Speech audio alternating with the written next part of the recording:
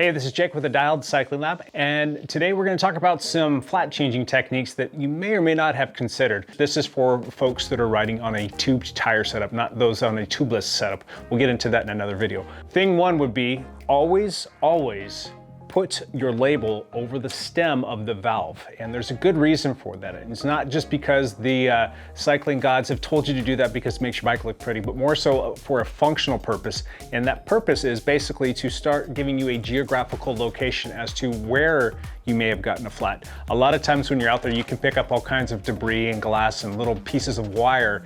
If you don't do a good job of getting those things out of your tire, it's gonna actually cause you to have another flat, probably not too long after you put your tube in there. So the reason behind doing this is that you'll be able to take your tube out and then you can just throw a little bit of air in it, whether it's just unscrewing the valve of the stem a little bit and blowing some air in there, or hitting it with a hand pump, or possibly even putting a little bit of your CO2 in there. Try not to use too much of that because you're gonna need to use it to inflate your tire. Once you put some air in the tire and it actually starts to inflate, you can actually go around the tube and listen to it or feel for a little bit of air in there. This tube actually has a patch on it, so we'll just say that that's where the flat occurred, was right there.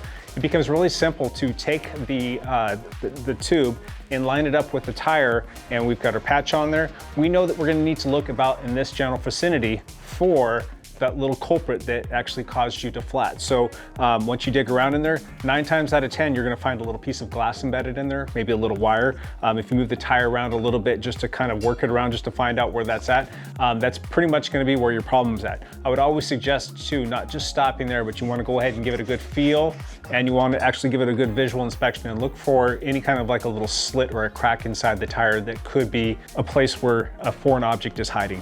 Thing number 2, we already kind of touched on that, was do make sure that you go around and you feel both the inside and the outside. You want to be real careful when doing that, because sometimes a sharp piece of glass or a little wire, something that actually was sharp enough to actually puncture your tube, could actually still be hiding in there. So you want to make sure that you go around there and carefully feeling for where there might be something else inside the tire. The third thing would be, once you've determined where that piece of glass or wire or whatever it might be that is in your tire is at, but you can't find it, you really need to do a good job of, again, folding the tire over and kind of just slowly working around, and that will actually cause the rubber to come apart and you can actually see down in there a little bit better. You can do the same thing on the inside as well. So you want to make sure that not only do you do a good physical inspection of feeling for it, but you want to give it a good visual inspection as well so that you can actually locate where that might have punctured your tire. All right, thing number 4, the tube. Let's get the tube ready to actually put inside your tire. Everybody carries a tube in their pocket, right? So here's one right here. When you first take this guy out, you're gonna notice that the tube is very flat. When it's flat like this, it doesn't really take its shape and it kind of flops all over the place. That same thing is gonna happen when you go to put it back inside the tire. So what we're gonna wanna do is remove the little cap and the nut, set those aside for later.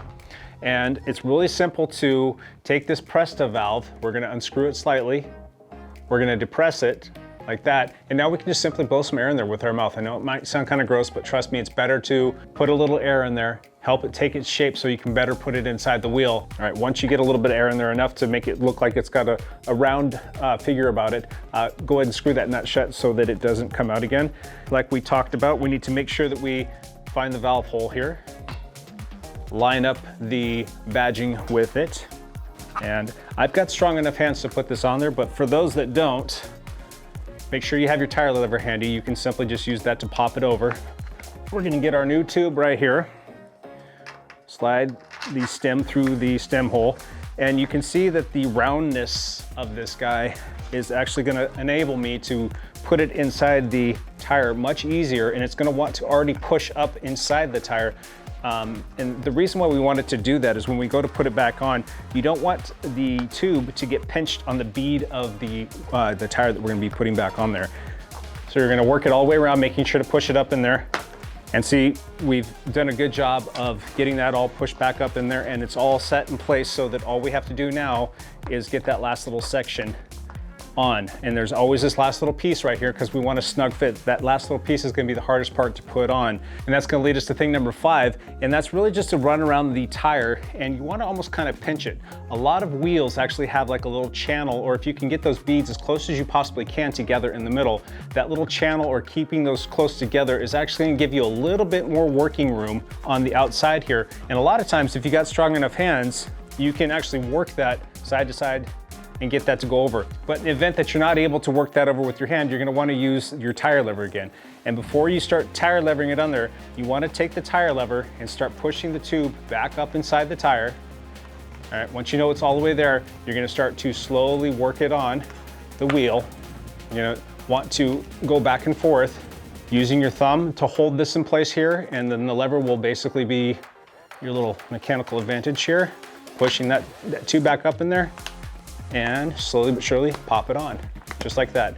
So once we have it on, again, we're gonna wanna go around the actual whole wheel, and we're gonna wanna check to make sure that that little tube is not poking out anywhere.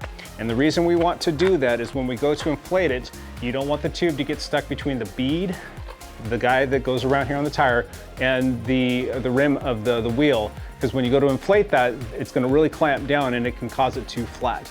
And the other thing with the tire lever too, when you're working that around, the reason why we want to be very careful with that, guys, when you go to push it in, and the tire lever itself right there can actually put what's called like a little bit of a snake bite or a pinch inside the tube, and again, flatting you. So the last thing you want to do is put probably what very well could be your last tube in there and cause yourself to make it flat again, and then next thing you know, you're having to call for sag support. All right, the final bonus tip, set yourself up on a tubeless setup. That is by far and away a much, much better setup than a tubed setup.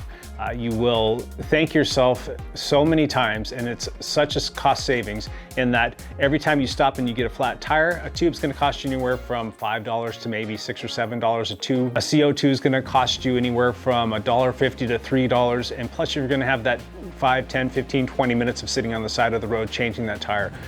A lot of times when you have a tubeless setup, you're gonna get that puncture. You're not even gonna ever know that it happened until you get home and you maybe see a little bit of sealant on the back of your tire and you're like, oh, hey, look at that. That's a tube that I did not have to replace. So it's a much better setup. You can run at a lower tire pressure, which is gonna give you a better ride, and you're gonna get better traction on the road, and it's gonna have better rolling resistance. There's just so many reasons.